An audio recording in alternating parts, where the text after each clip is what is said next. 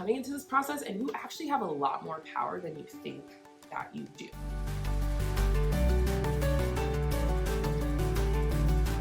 So it is Bernice, and for those of you who don't know me, I am an emergency medicine resident physician, and it was a long road to get here, but I made it, and I want you guys to make it too. I feel like this process has so much opacity. It does not need to be so opaque. So one of my goals on this channel is to demystify, kind of break down the barriers between the public and what's going on inside of healthcare. One of those things is this training pathway. I am now in a position, and I can't believe I'm here, but I'm now in a position where I help to evaluate candidates who are vying for a position in residency. And it feels like just not that long ago that I was on the other side of this thing, just like felt like I was fighting for my life. Please just give me a chance, give me a chance. I know what that feels like. Today, we are going to be talking about how are we going to ace these residency interviews, how to ace them. This is a really, really important part of the process. Like, I actually cannot overemphasize it. Obviously, I am specifically in emergency medicine. I have friends in absolutely every specialty imaginable. I can tell you that there are a lot of things that run true across a lot of the different specialties, and also just like in terms of interviewing for jobs, even outside of healthcare, that there are some common threads that are just really, really important. The first thing, having a why, is just like the absolute first thing that you must have. And when I say the why, I mean, why is it that you want to do this work at all? Why is it that you want to do this work now? Why is it that you want to do this work here?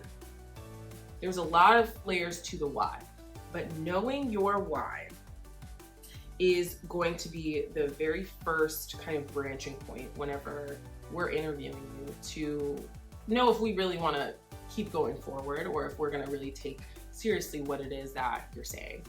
These are not easy questions. Like, why is it that you've dedicated over a decade of your life to the pursuit of this job? I don't know. Everybody has different reasons. Everybody has totally different reasons. One thing with your why is, if the why is, I don't actually want to do this, this is the time to cut and run. And I don't say that lightly, because medical school is tremendously expensive and you have to find ways to pay it back. Of course, everybody's in different financial situations. Everybody's in different mental states.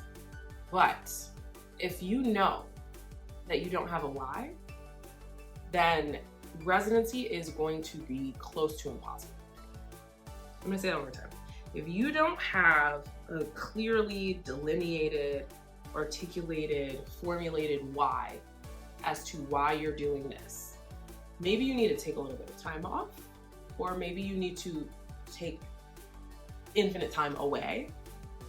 Residency is going to feel almost impossible if you don't have a why to come back to. It's just so important, okay?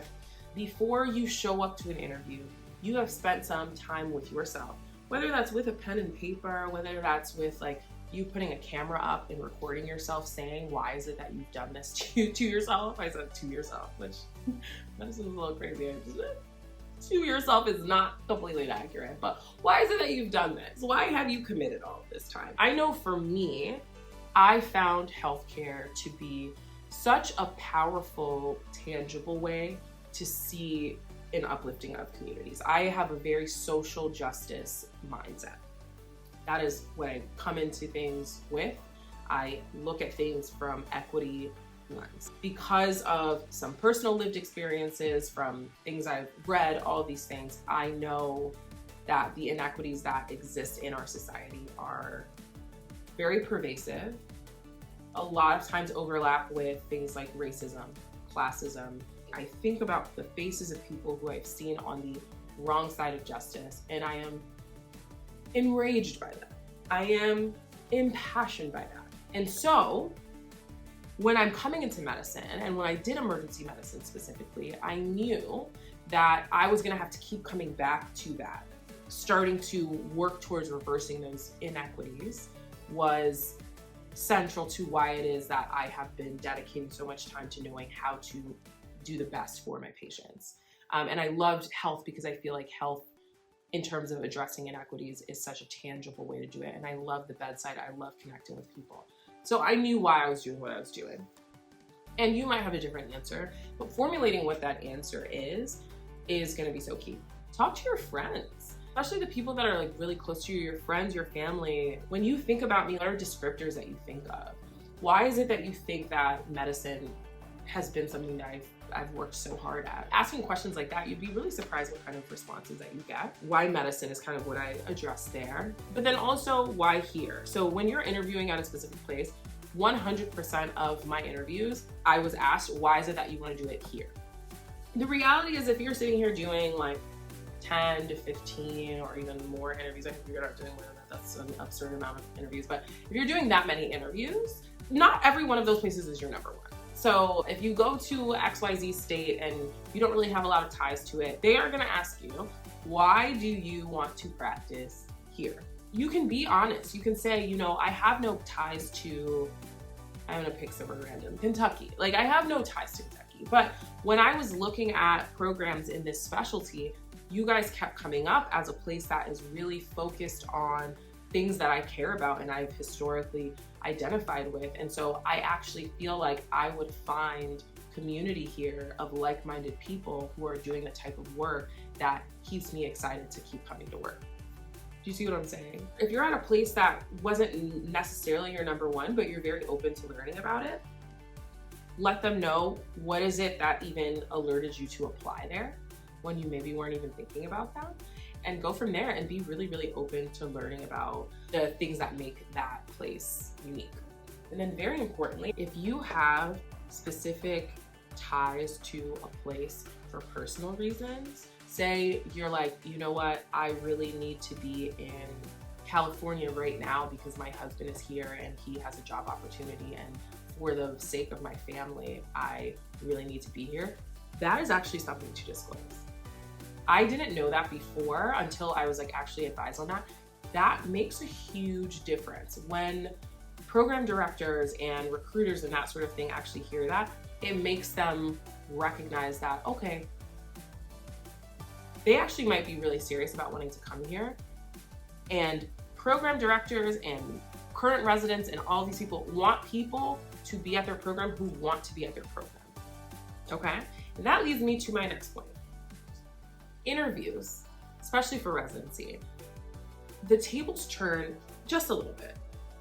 I shouldn't say they completely flip, but the tables do turn. And especially if you are a very strong applicant with, you know, good letters of recommendation and you've been strong clinically and you feel very firm in your purpose and all these things, this is a lot more than med school. Med school, like you were basically just like begging and trying to claw into anywhere that would like take you, right? Because med school is just like a cut through the sword thing. Residency is that to an extent, but to a much lesser extent than med school. The funny thing is, they are recruiting you. And I promise you that because I am on the other end of this thing right now. Once we find strong applicants, once we hear about people who are just have their mentors singing their praises, who are very strong clinically, who are passionate about, you know, the community, who are like very, very just, you know, procedurally sound, all of these things, we want them with us because we want a strong program. You see what I'm saying? Like, we want people who are going to uplift our program and keep our, you know, the quality of our training high. So we are recruiting you. Remember that this is also an interview for you to figure out where you are going to be happy, because you being happy is currency for the residency program itself. But you being happy is just critical for you right now. Like, you don't need to keep giving everything that you have to this medical career. Like, you need to be in a location that makes you happy. You need to be with people that make you happy. You need to be doing work that makes you happy. Like, those are just so critical, and we are just too grown at this point in the medical journey to be compromising on that. And I'm gonna refer you to a video I made about the love letter that I wrote to my residency program and how I knew that it was going to be the place for me. And I had a 4-pronged approach, 4 topics that were my priority for the place that I was going to go. I knew, I felt very firm in my purpose. I knew that I was going to be an asset to wherever I went because of that. And I wanted to make sure that the program that I was going to go to was also going to be able to pour into me the way that I knew that I was going to pour into it. You are also the prize. You are also the prize. So ask those questions. What is it that, you guys are doing to make sure that your residents are well? How are people supported when they go through really difficult times? Like, what are the things that make your program stand out compared to the others? Of course, asking questions about the training. You want to make sure that you're going to a place that you're going to become very, very clinically sound at the end of it.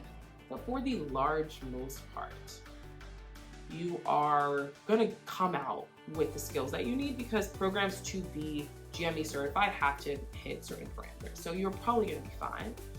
But if there are certain things, like if you want to really know how to work in an urban setting, if you want to really know how to work in a rural setting, in a wilderness setting, like whatever the setting is, it might be good for you then to go to a place that's going to give you the tools for that particular niche. These are things that you ask because you also are recruiting the program the way that the program is recruiting you. Other little like ancillary things that you might not know. And I just have to be honest, because I feel like we are dishonest about these things sometimes.